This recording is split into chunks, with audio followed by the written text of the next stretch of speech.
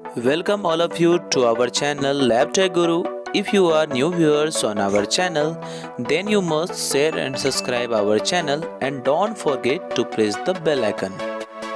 Question number first.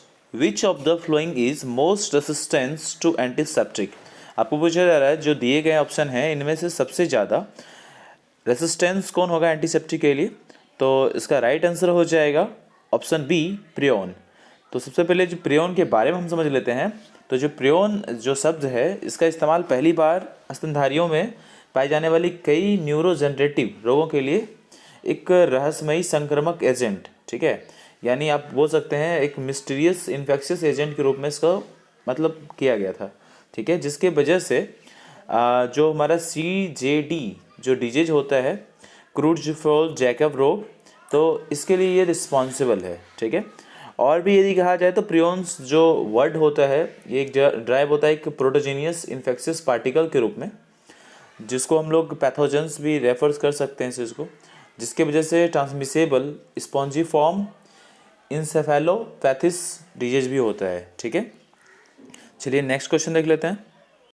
Question number 2, heat level instrument for use in surgical procedure can be best sterilized by. आपको पूछा जा रहा है कि हीट लेवल इंस्ट्रूमेंट जो होते हैं उसको स्टरलाइज करने के लिए सर्जिकल प्रोसीजर में हम किसका इस्तेमाल करते हैं, कौन से स्टरलाइजर का इस्तेमाल करते हैं। तो इसका राइट आंसर हो जाएगा option D ethylene oxide gas.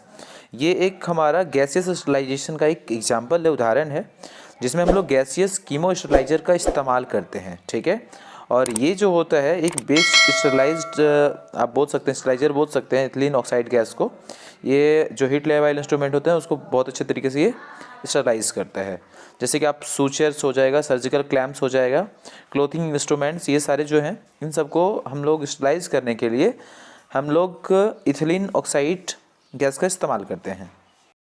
Question number 3, the operating temperature in an ethylene oxide sterilization during warm cycle. Warm cycle के दरमियान जो होता है ऑपरेटिंग टेम्परेचर कितना होता है इथिलीन ऑक्साइड स्टरलाइजेशन के लिए। तो इसका राइट आंसर हो जाएगा option B 49 to 63 degree Celsius. ऐसे ये जो ऑप्शन है कई जगह वेरी करते हैं, यदि ये 37 to 63 डिग्री सेल्सियस भी होंगे तो वो इसका राइट आंसर हो जाएगा, ठीक है। चलिए नेक्स्ट क्वेश्चन देख लेते हैं। Question number 4, sterilising agent include. आपको स्टरलाइजिंग एजेंट पूछा जा रहा है इनमें से कौन सा स्टरलाइजिंग एजेंट होगा। तो इसका राइट आंसर हो जाएगा ऑप्शन ए ड्राई हीट, ठीक है।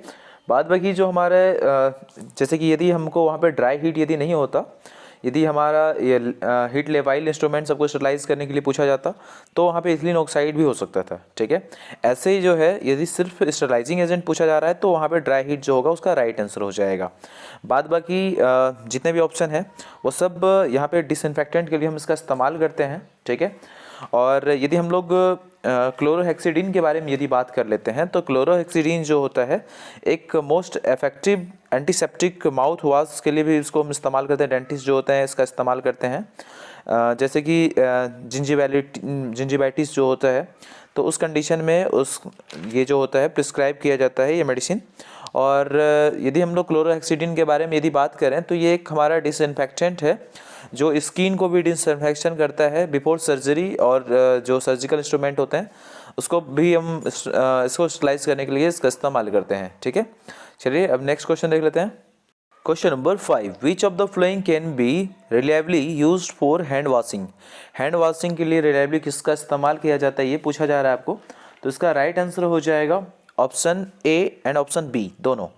क्लोरोहेक्सिडीन और आइसोप्रोपाइल अल्कोहल, इन दोनों का इस्तेमाल जो होता है हैंड वॉशिंग के लिए किया जाता है, ठीक है। आपको याद रखना है, काफ़ी इंपॉर्टेंट क्वेश्चन है, कई बार ये क्वेश्चन एग्जाम में आते भी रहता है, तो आप इसको अच्छे तरीके से करेंगे। नेक्स्ट क्वेश्चन देख लेते हैं। Question number 6, disinfection of sputum is done by. आपको पूछा जा रहा है कि स्पूटम को डिसइंफेक्टेंट करने के लिए हम लोग किसका इस्तेमाल करते हैं।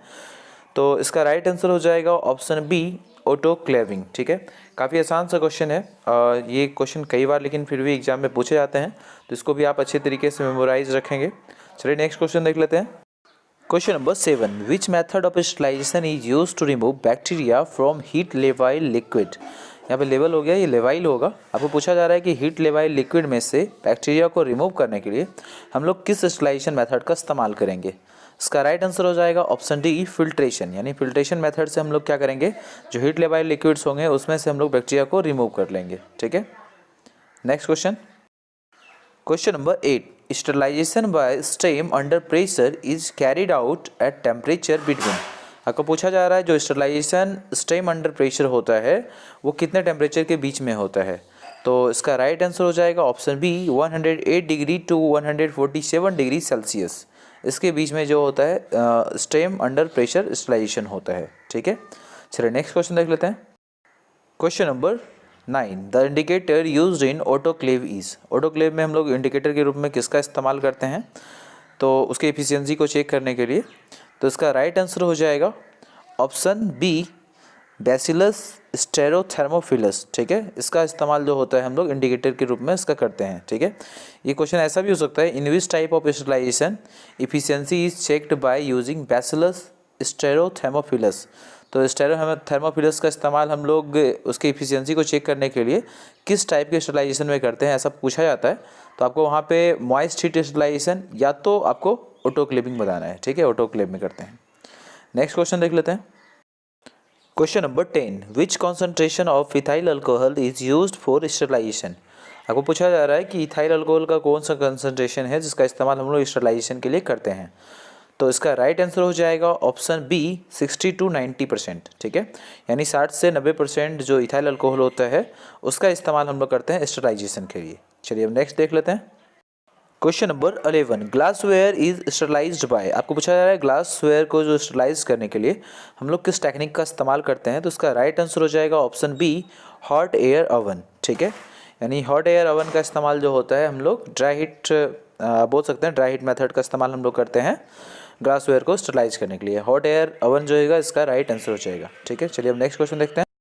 Question number 12, the disposable plastic syringe are commonly sterilized bye.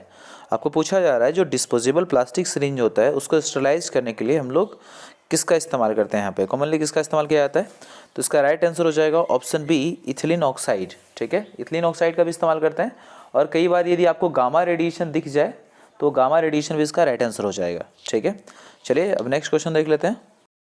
Question number 13, sterilization is. Sterilization है क्या है, तो ऑप्शन सी इसका राइट आंसर हो जाएगा किलिंग या removing of all the micro organism from an articles. Articles पे जो जितने भी ऑर्गेनिज्म होते हैं प्रेजेंट होते हैं उसको या तो किल करेगा तो रिमूव कर देगा। ठीक है, माइक्रो ऑर्गेनिज्म को, और ये प्रिवेंट करता है जो डिजीज ट्रांसमिशन होता है एसोसिएटेड होता है, जो आइटम्स हम इस्तेमाल करते हैं। ठीक है, उसके साथ जो डिजीज ट्रांसमिशन एसोसिएटेड होगा उससे ये हमें प्रिवेंट करेगा। ठीक है, चलिए अब नेक्स्ट क्वेश्चन देख लेते हैं। Question number 14, which type of radiation are use for sterilizing syringe and catheter.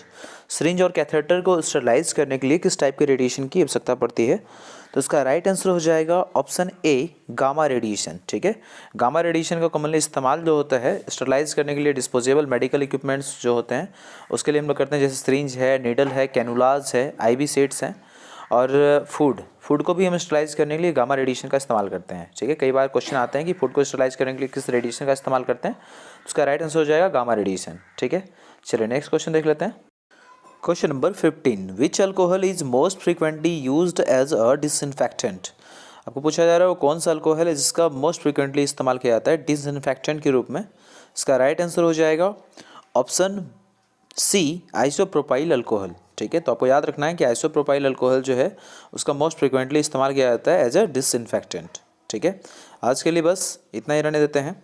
Next video में हम और भी कुछ वैसे क्वेश्चन जो बार बार एग्जाम में पूछे जाते हैं वैसे क्वेश्चन आप लोगों के लिए ज़रूर लेके हम आएंगे।